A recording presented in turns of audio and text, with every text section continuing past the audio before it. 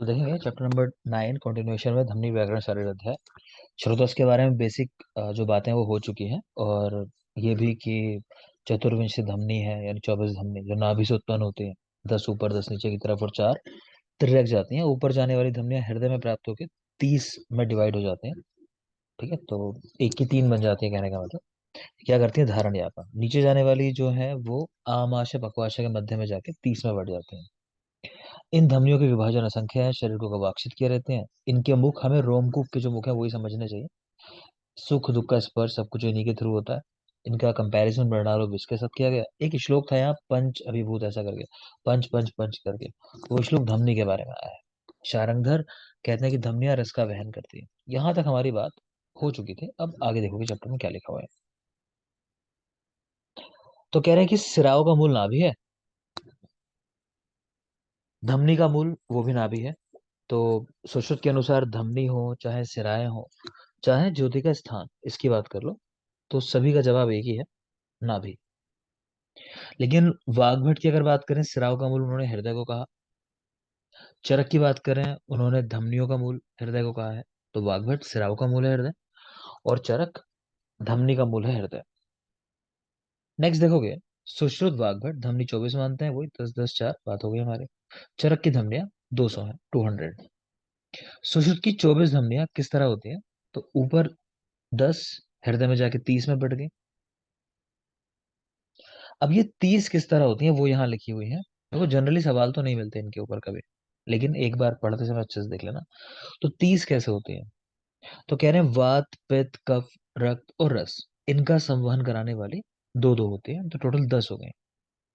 समझ गए, 5 चीजें हैं, वात पित्त कफ रक्त और रस, इनका वहन करने वाली दो दो, टोटल हो गई 10।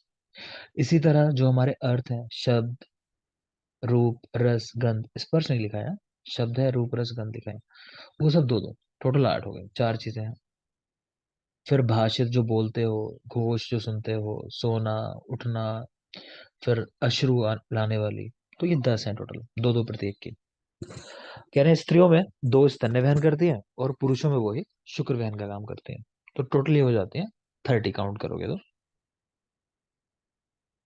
अधोगामी वो भी आमाशय पक्वाशय के मध्य 3 में बढ़ गई और 30 हो जाते हैं। तो उनमें देख लोगे, जैसे ऊपर देखा VPKR और रस इंटू 2 10, सेम ही है। अन्वय उदक वह मूत्र वह प्रत्येक दो दो है, तो 6 हो गए। शुक्र प्रादुर्भाव कराने वाले, शुक्र का विसर्ग कराने वाले दो दो होते हैं, 4 हो गए। कह रहे हैं यही स्त्रियों में आर्तव वहन और आर्तव विसर्ग कराना, आर्तव को लेके जाना, आर्तव को शरीर से बाहर करना, ये फंक्शन करते हैं। पुरुष वह 2 हैं और श्वेत वह 8 है। देखो, मैं अब तक आपको रटने को मैंने कुछ नहीं कहा, उसका कारण ये था कि सभी के नंबर आप 2 देख पा रहे हो। तो एग्जाम में मान लो पूछता भी है आपसे कि वात का वहन करने वाली कितनी है या शब्द का वहन करने वाली कितनी है, तो बेसिक सी बात है, हर एक का आंसर 2 ही है। तो कुछ याद ही नहीं करना, 2 नंबर याद रखो बस। ठीक। जो अलग है वो ये है कि श्वेत वह है, यानी श्वेत का वहन करने वाली वो कितनी है, 8 है। तो इस नंबर को आप याद कर सकते हो कि श्वेत का वहन करने वाली 8 है। सामने देख लोगे लिखा है देवनागरी लिपि के अंदर, का मतलब होता है जल, खा का मतलब होता है आकाश और अभ्रक, और खग जो है वो कासीस के लिए इस्तेमाल होता है। वैसे खग पक्षियों के लिए भी इस्तेमाल करते हैं, पर्याय है पक्षियों का भी। तो का है जल, और इसीलिए आपसे सवाल पूछा जाएगा कामला से क्या समझते हो। तो कामला का मतलब यही है कि जल के मल से जो रोग उत्पन्न हो, यानी जब जल दूषित हो जाए उससे जो रोग उत्पन्न हो। तो कामला की कौन सी वैरायटी है जो जल से उत्पन्न होती है, बोलोगे। ए और ई। ठीक है, तो ए, जैसे कोई खराब पानी पिएगा उसको मना करेगा ना, ए क्या कर रहा है, ये खराब पानी है। तो ए और ई, ये वाली जो वैरायटी है ये खराब जल से होते हैं, कामला की। क्लियर, आगे देखोगे। अब श्रोतस के बारे में थोड़ा सा लिखा हुआ है, ठीक है, देख लेते हैं।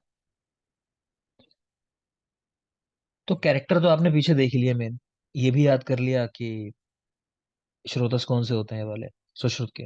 एक चीज हमने देखी थी कि सुश्रुत में जो है वो धमनियों का काफी बार बार नाम है, कि रस में रस वह धमनियान मन वह धमनिया, इस तरह करके। तो वो चीज देख लेना। बाकी मेनली यहाँ पे हम विद के लक्षण पढ़ेंगे, वो भी आप पढ़ चुके हो, मैं पढ़ाऊंगा कुछ नहीं, ऑलरेडी आपको पता है। देख लो, जैसे प्राण वह स्रोतस, हृदय है, रसवाही धमनिया है इसका मूल, विद के लक्षण में कि बिना मन के जब भ्रमण करने जाते हैं तो वेपनो मरण हो जाता है, ऐसा हमने याद किया था। तो देख लो, बिना मन के जब मोहन भ्रमण करने गया तो वेपनो मरण हो गया, फिर चिल्ला रहा है, क्रोशन कर रहा है कि हाय मार दिया, मुझे घुमाने ले आए। ठीक है। तो नेक्स्ट अन्वय है, तो आमाशय, अनवाही धमनियां, आधमान, शूल, अनद्वेष, छर्दी, पिपासा। आंधे स्पेशली याद कराया था कि अन्ना के ऊपर हमने याद किया था, अन्ना हजारे के ऊपर है ना। तो आधमान, आंधे, अन्वय रिलेट कर रहे हैं एक जैसे शब्द है वैसे भी। उदक वह है, तो हमने देखा था कि मरण कहा था अन्न में मांसरस ना होने पे, ऐसे करके याद किया था हमने कि अन्न वह है, मेद वह है, मांसरस यानी मांस वह है और रस वह है, इन सब में मरण था। और उदक की कमी की वजह से सद्या मरण था, यही मेन बात थी। बाकी ताल्लुक लो, रस वह में देख लो, शोष मरण, शोष स्पेशली बताया था आपसे। बाकी हृदय रस वही हमने, रक्त वह में कुछ याद ही नहीं करना है, नॉर्मल चीजें हैं। बाकी यकृत प्लीहा और रसवाही धमनियां इसका मूल है। मांस वह स्नायु, त्वचा, रक्तवाहिका धमनियां। बाकी मांस में देखा था हमने शोथ, और मेद में देखा था शोफ, ध्यान अगर आ रहा हो आपको। बाकी ये सिरा ग्रंथि मांस के अंदर है, ये देख सकते हो। मेद वह में कटिवृक इसके मूल है। श्वेत काना, स्निग्धता, तालुशोष, स्थूलता, शोफ, पिपासा, नॉर्मल चीजें हैं। मूत्र वह, बस्ती और मेड इसके मूल है। ठीक है। और चरक के क्या है, बोलो। सेब। बस्ती वंक्षण, बस्ती और बस्ती और वंक्षण बस्ती और है वहाँ। शेप। नहीं, बस्ती और वंक्षण है शायद वहाँ। वंशन सर, बसते हैं। हाँ हम्म, सर, वक्षण। ठीक है, मुझे एक ही याद है और तुमको एक ही याद नहीं है, तो सही कर लो। ठीक है। तो मैं इसको इस तरह याद रखता हूँ कि छोटे बच्चे तो बाबा को बोलते हैं ना कि बाबा बाबा मतलब यूरिन पास करना है ऐसे करके, तो मुझे ऐसे याद रहता है, मैं कभी बोलता नहीं इसलिए बाबा। मतलब बस्ती और वंक्षण है वहाँ पे, मूत्र वहन। खैर, तो मूत्र निरोध, स्तब्ध, मेढ्रता लक्षणों में नॉर्मल है। पुरीश वह पक्वाशय गुद इसका मूल है। चरक में देखा था स्थूल गुत्था वहां लिखा हुआ। बाकी आना, दुर्गंधता, ग्रथित आंत्रता, रिलेट कर पा रहे हो गया। पुरीश आंत्र मैंने बताया था, तो ग्रथित आंत्रता। शुक्र वह स्तन वृषण, बोलो चरक।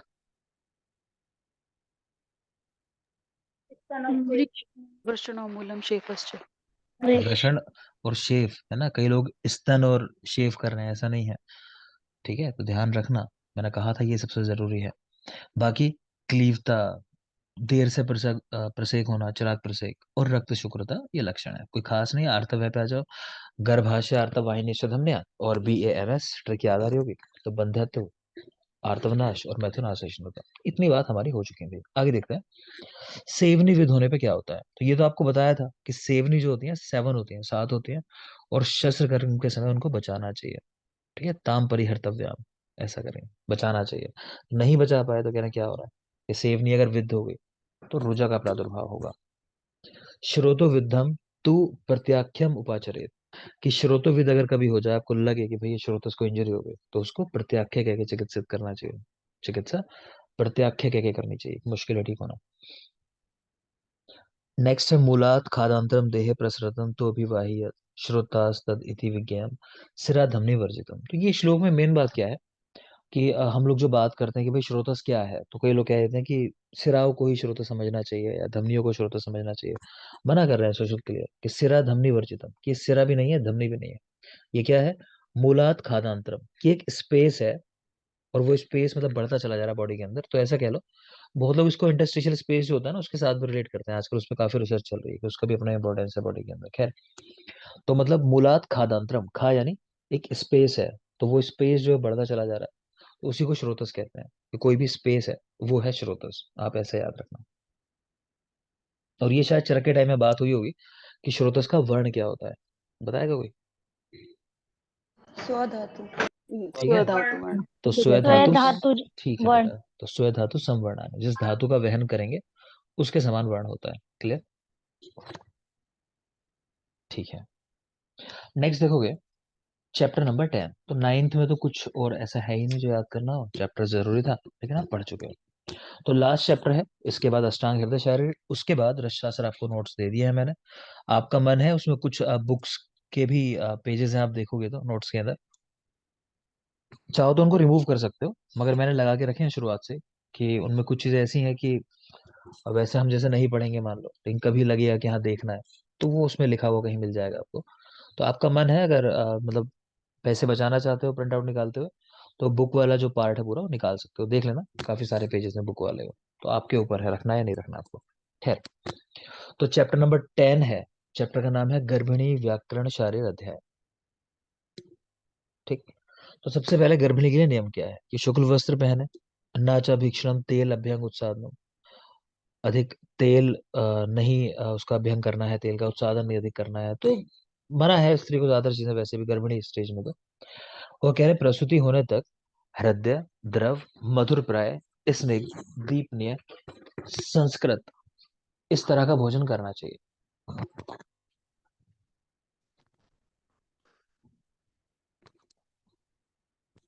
ठीक है। तो शुक्ल वस्त्र पहने, नाचा भीषणम तेल अभ्यंग उत्सादनम, और प्रसूति होने तक हृदय द्रव मधुर प्राय स्निग्ध दीपनीय संस्कृत इस तरह का भोजन करना है, मतलब कि लिक्विड डाइट लेनी है, जो हृदय के लिए प्रिय है वो लेना है, मधुर लेना है, स्निग्ध, और ठीक है संस्कृत किया हुआ दीपनीय द्रव्यों से। नेक्स्ट है गर्भिणी की मासानुमासिक परिचर्या। ये पार्ट बेटा काफी जरूरी है, इस पे सवाल आ जाता है, उसको ध्यान से देखना है, बिल्कुल रटना है। देखते हैं, चरक को बेस बनाएंगे, आगे सुश्रुत और हारित लिखे हुए हैं, मेन हमारे लिए चरक है। देखिए, तो चरक पहले मास में कह रहे हैं कि शीर लेना चाहिए स्त्री को, वो भी कैसा, अनुप संस्कृत, मतलब उसको संस्कारित नहीं करना किसी भी चीज के साथ। ठीक है, तो सिर्फ शीर का प्रयोग पहले माह के अंदर। दूसरे माह में शीर के साथ मधुर औषध है, तो मधुर औषधियों से सिद्ध कर लेना। एक स्टेप आगे चले गए कि सेकंड मास में मधुर औषधियों से सिद्ध करके शीर देना है। थर्ड मास, तो तीसरा मास है, तीन ही चीजें हैं, शीर के साथ मधु सर्पी भी दे रहे हैं, तो मधु और घृत, तीसरा महीना तीन ही चीजें। फोर्थ माह है, फोर्थ माह में शीर के साथ नवनीत दे रहे हैं। ठीक है, नवनीत आप लोगों ने कल पढ़ा है कि क्या होता है, तो नवनीत क्या होता है अंशु, मतलब क्या देखा उसके बारे में, चलो ये बता दो, क्या पॉइंट पढ़ा आप नवनीत के बारे में। रूपाली नहीं तो अंशुल तो नहीं लग रही बताना चाह रही है, रूपाली। सर नवनीत मतलब मक्खन। हाँ, तो उसका गुण देखा था आपने, एक गुण था मेन कैरेक्टर, वो बताया था, ये ध्यान रखोगे।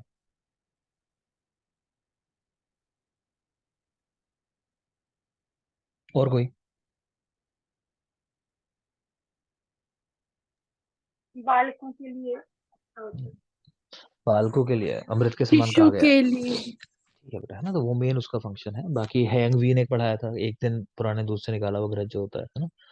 ठीक है, देखो चलो, तो फोर्थ माह में शीर के साथ नवनीत दे रहे हैं, वो भी अक्ष मात्रा में, अक्ष कहते हैं कर्ष के लिए, जितना कर्ष है उतना ही अक्ष होता है, इक्वल होता है। तो शीर के साथ नवनीत, स्पेशली ध्यान रखोगे, पूछता है सवाल।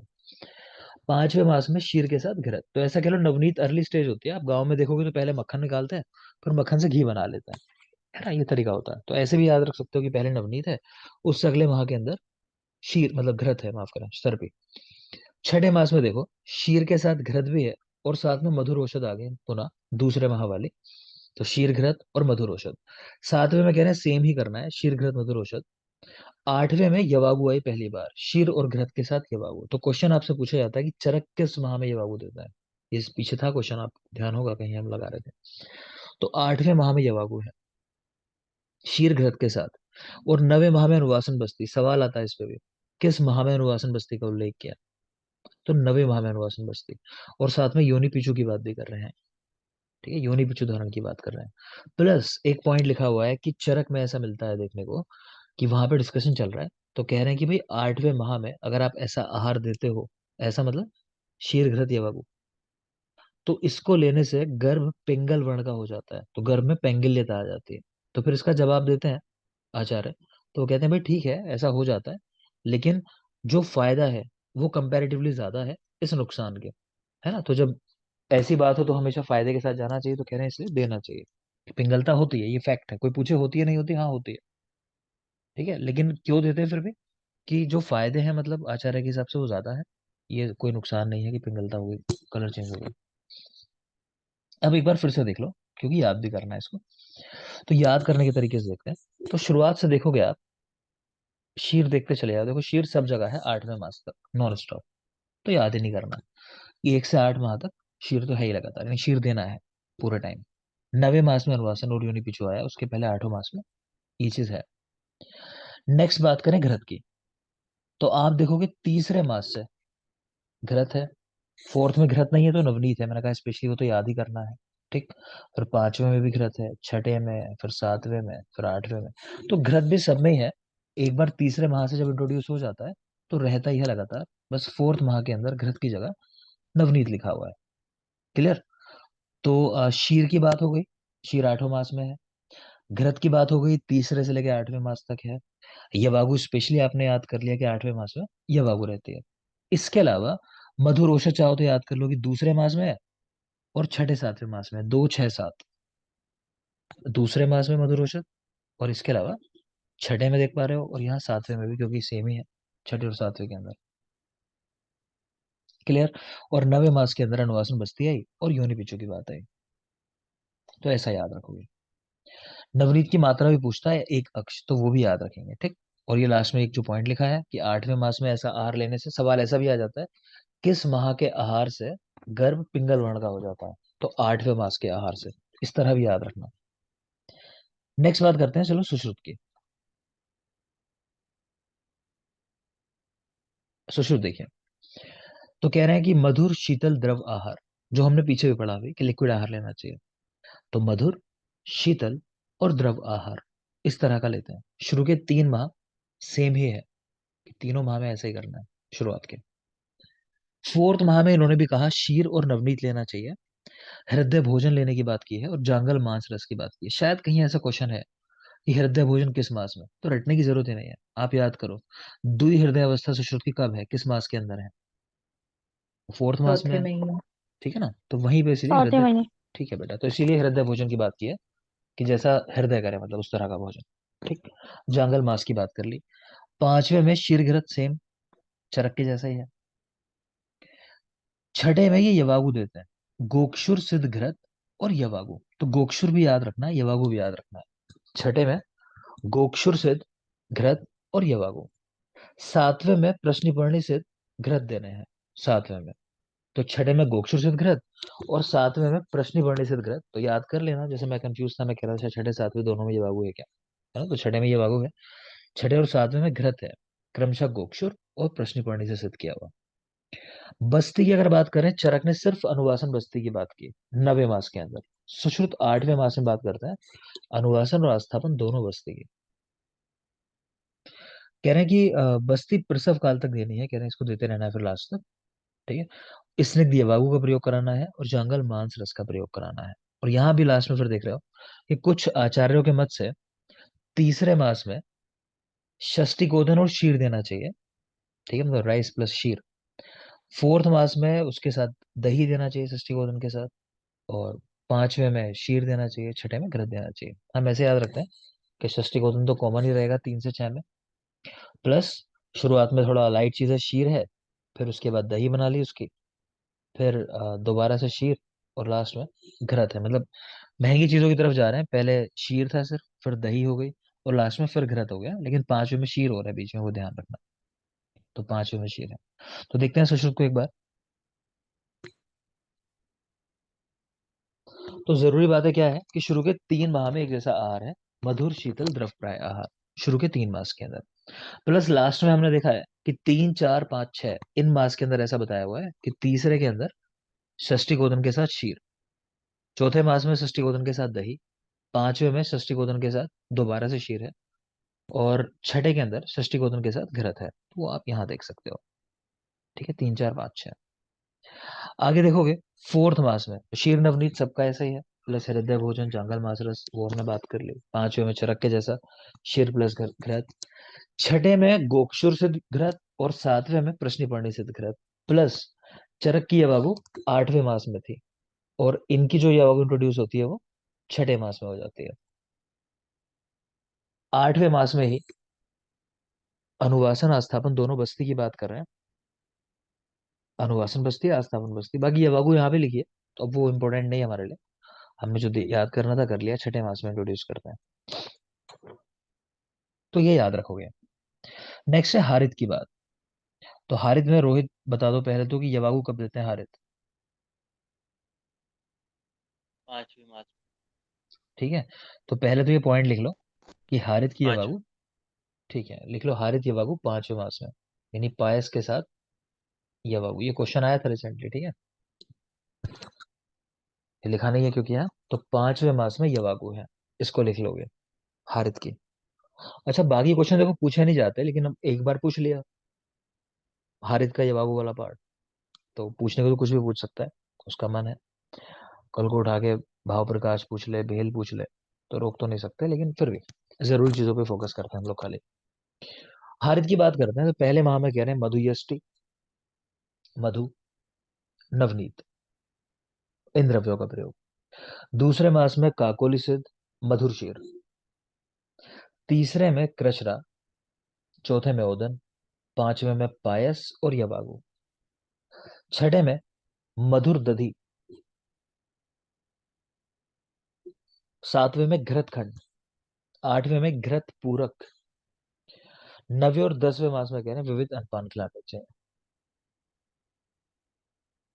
ठीक, तो हम लोग इस तरह याद रखते थे कि मधु, लिख लो चाहो तो, मधुर काकोली,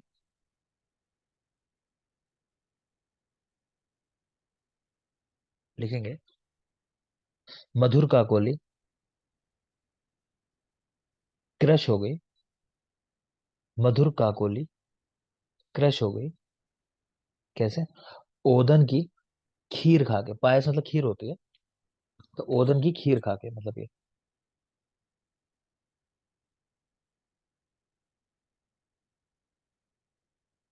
ठीक है, तो ऊपर वाली क्योंकि थोड़ा जरूरी से है, बाकी अपने तरीके से याद कर लेना। तो मधुर काकोली मतलब ये है कि मधु यष्टि, मधु, तो वहां मधु मधु वर्ड 2 बार आया ऐसा, तो मुलेठी और मधु है कि वो। फिर अगले में काकोली, तो मधुर काकोली क्रश हो गई मतलब क्रशरा।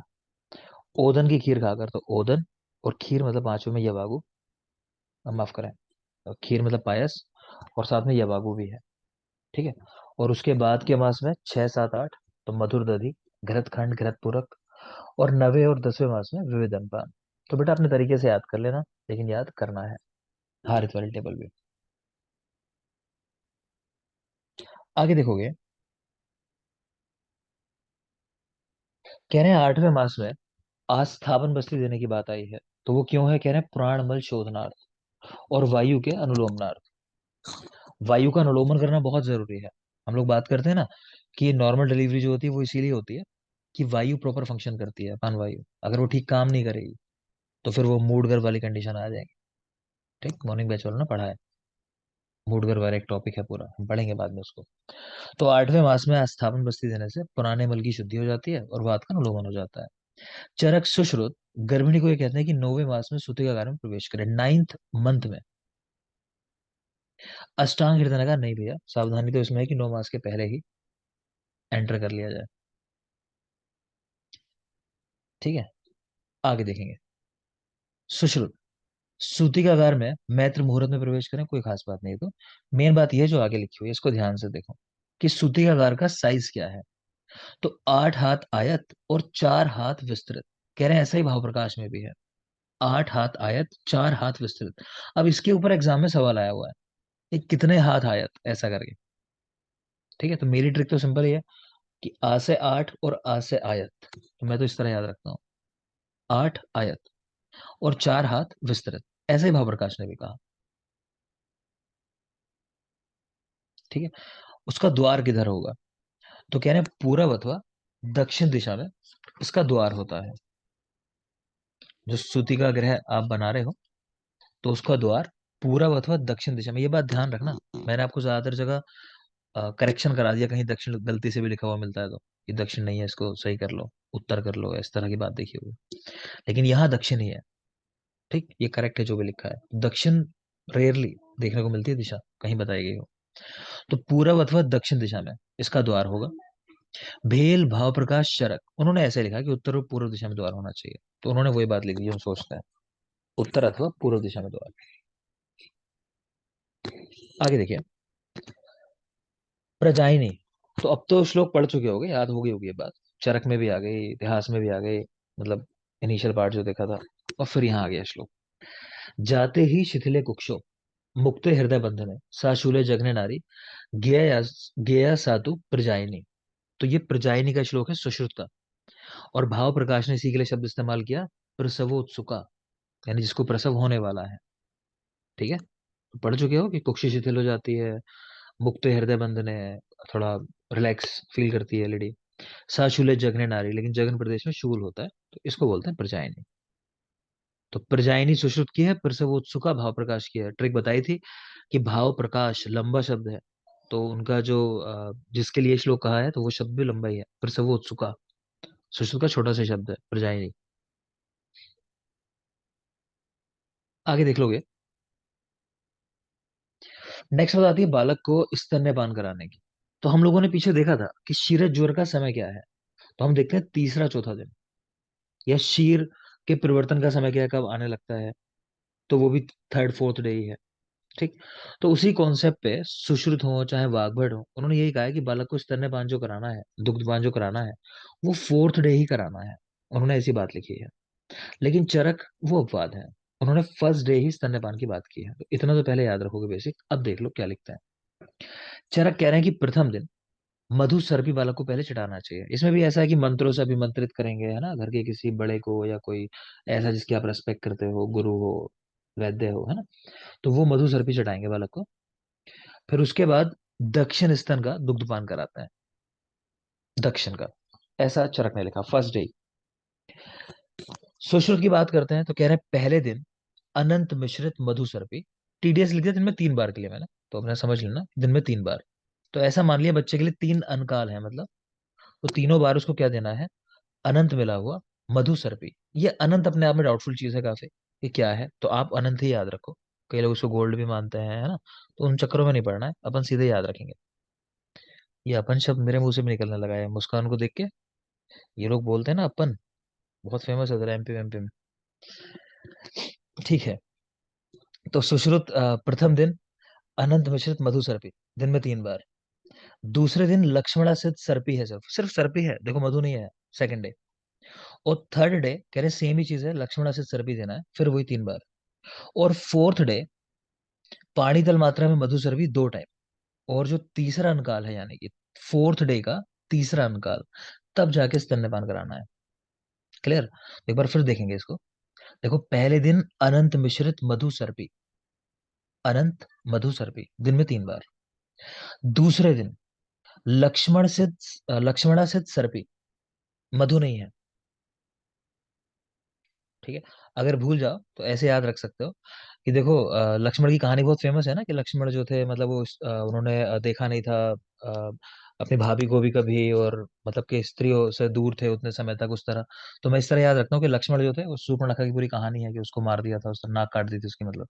तो लक्ष्मण के साथ मधु नहीं है, अगर भूल जाओ याद ना रहे, तो लक्ष्मण के साथ मधु नहीं हो सकती, है ना, कि फीमेल नेम है मधु, कि लक्ष्मणा के साथ मधु का जिक्र नहीं होगा, तो ऐसे याद रखना, मतलब मेरे याद करने का ये तरीका है इसको। तो दूसरे दिन लक्ष्मणा से सर्पी है सिर्फ, तीसरे दिन भी वही है, जहां लक्ष्मण है तो वहां मधु नहीं है, तो सर्पी है। फोर्थ डे बात करें तो पाणीतल मात्रा में मधु सर्पी, दोनों चीजें आपकी बार दोबारा फोर्थ डे 2 टाइम। और तीसरे अनकाल में स्तनपान कराना है। डलहन की बात कर लेते हैं, सेम बात कही, दलहन हो चक्रपाणी हो, ये कुछ नहीं करते, ये घुमा के बात कह देते हैं वही वाले। तो अगेन इन्होंने वही किया कि फोर्थ डे प्रातः और मध्याह्न में मधु सर्पी देना चाहिए, उसके बाद तीसरे अनकाल से प्रारंभ करके पांचवें आधे दिन भी स्तन्यपान कराना चाहिए, है ना। तो बात वही है, तो अलग से कुछ याद नहीं करना, फालतू मत देखना इसको। वाग्भट की बात कर लेते हैं, संग्रह हृदय, दोनों ने लगभग सेम कहा है, थोड़ा सा डिफरेंस है, क्या है देखते हैं।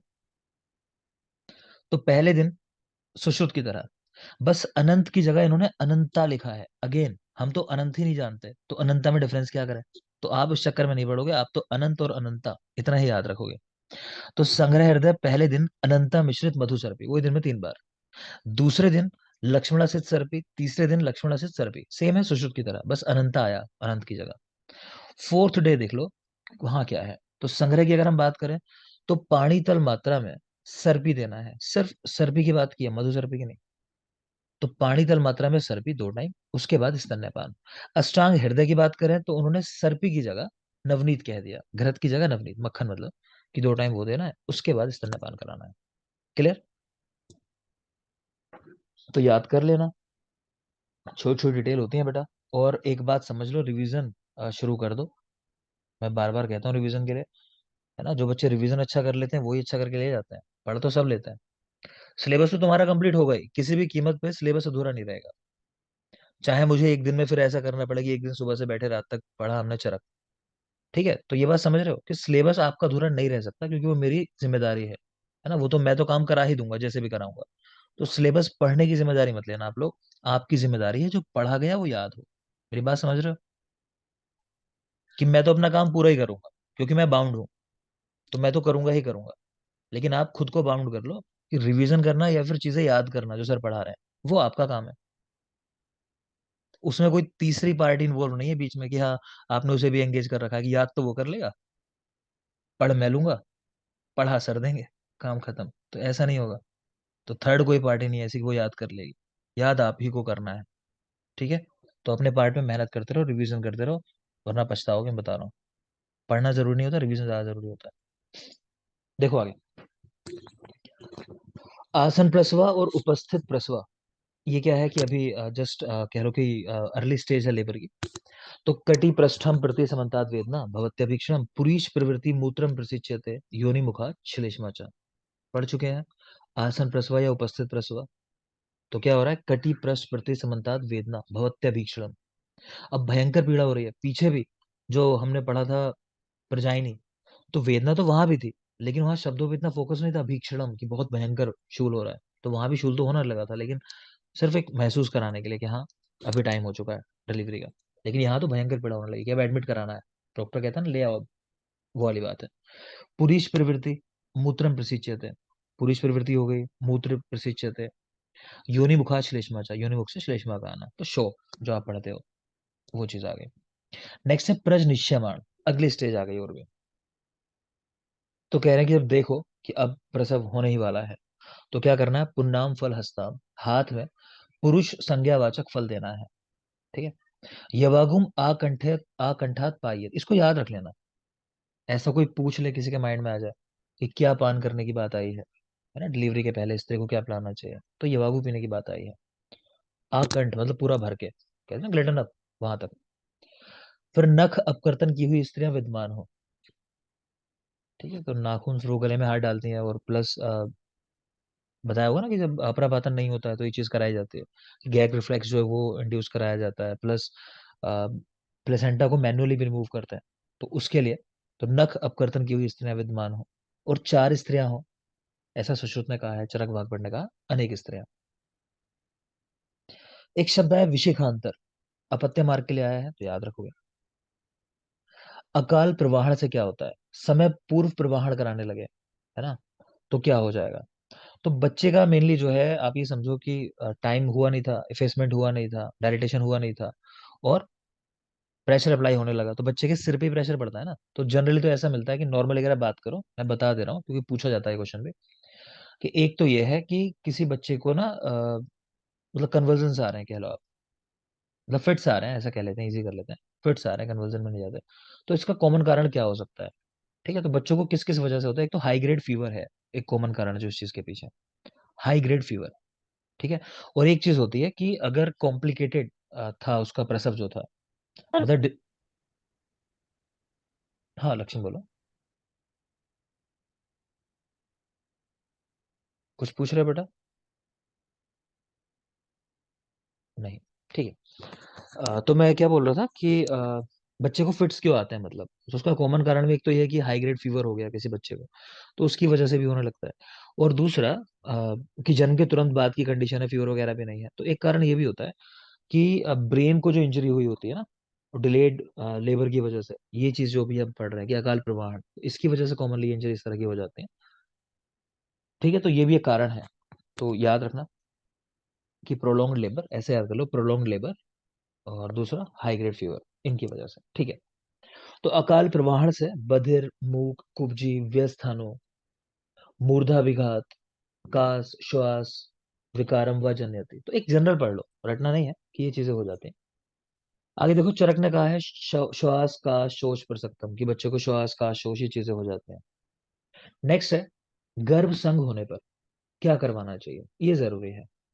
तो कृष्ण सर्प निर्मुख, पिंडित केनवा, योनितोपन, तो पिंडितक के साथ, और काले सांप की स्किन जो होती है उसके साथ, है जैसे हम मनुष्य करते हैं कि आत्मा एक शरीर को छोड़ती है दूसरा शरीर धारण कर लेती है, सांप का होता है कि उसकी त्वचा जो है छोड़ देती है उसके शरीर को, है ना, तो नए शरीर धारण नहीं करती। तो योनि धूपन कृष्ण सर्प निर्मोक्ष और पिंडी तक के साथ कराया जाता है। हिरण्यपुष्पी, इसको हाथ पैर पर बांधने के लिए कहा गया, पहले भी बताया होगा, हिरण के हाथ पैर बांध देने हैं, ऐसा करके याद किया था हमने। फिर सुवर्चला विशल्य, इनको धारण करना है, मतलब इनको पास रखना है अपने साथ, सुवर्चला और विशल्य। तो इनका कॉन्सेप्ट ये होता है कि इससे गर्भ संग या प्रसंग ये नहीं होते, सुवर्चला विशल्य नाम ध्यान रखोगे। चलो ब्रेक का टाइम हुआ, एक ब्रेक लेते हैं, फिर देखते हैं बच्चे से रिलेटेड चीजें आ गई, ठीक है, 10 मिनट्स। कोई सवाल?